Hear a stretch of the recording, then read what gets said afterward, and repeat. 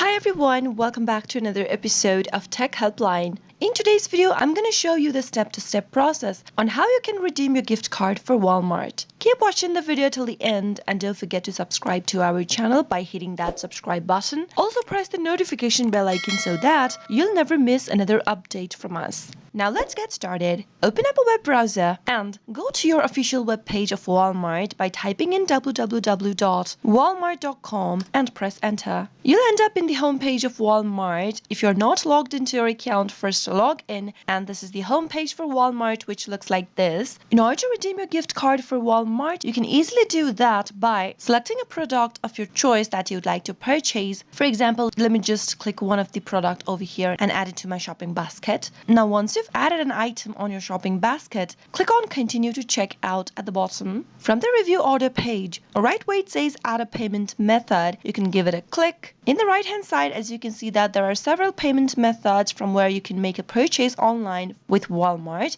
From the options displayed, select gift card. Now simply type in the gift card number in the first text box that is available at the back of your gift card. Remove the metallic strip and it will reveal your gift card information. Simply type it in and right where it says PIN, type in the 4-digit PIN code that is available on a gift card. Finally, after you are done, click on Save Card at the bottom. Once you save your card, your gift card payment method will be added in your wallet. Simply go ahead and select your gift card option while making a purchase next time with Walmart. Your gift card payment method will be displayed on the screen over here, right where it says wallet. That is how you can easily redeem a gift card with Walmart by making a purchase and check out with your gift card option. I hope the tutorial was helpful to you. If it was, go ahead and give us a thumbs up. I'll be back soon with more tutorial videos like this.